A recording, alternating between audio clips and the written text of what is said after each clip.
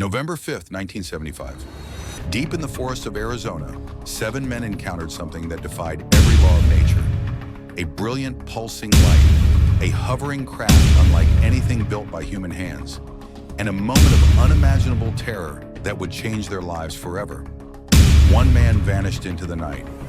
5 days later, he returned with a story so bizarre, so chilling, that it would divide believers and skeptics for decades. Was it a real alien abduction, a secret government experiment, or the greatest hoax ever pulled off in UFO history? 7 witnesses, 1 missing man, and a truth that refuses to stay buried. This is the true story of Travis Walton. Are we really alone, or have they already been here all along?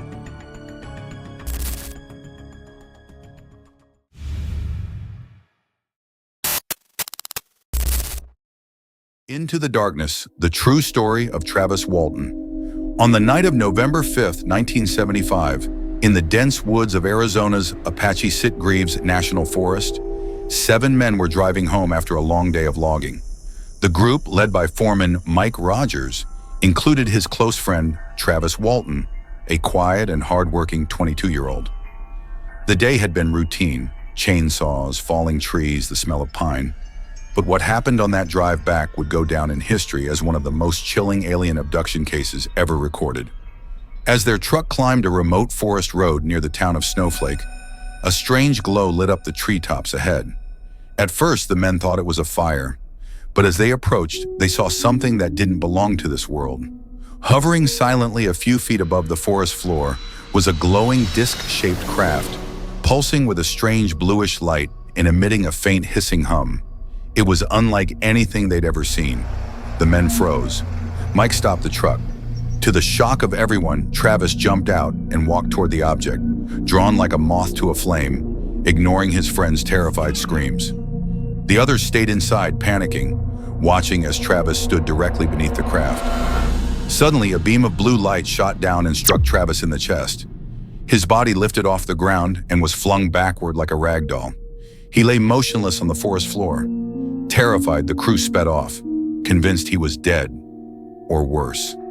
After a few minutes of driving in stunned silence, guilt and fear overtook them. Mike turned the truck around, but when they returned to the site, Travis was gone. No body, no blood, nothing but silence and the soft rustling of the trees. The investigation begins. The police were called and the nightmare began. Travis's disappearance turned the small town upside down. The other 6 men were immediately suspected of murder. The alien story sounded like a ridiculous cover-up. Investigators grilled the men for hours and administered polygraph tests. To everyone's shock, the results came back clean. All of them passed except for one inconclusive result. The sheriff himself admitted that these men seemed genuinely terrified.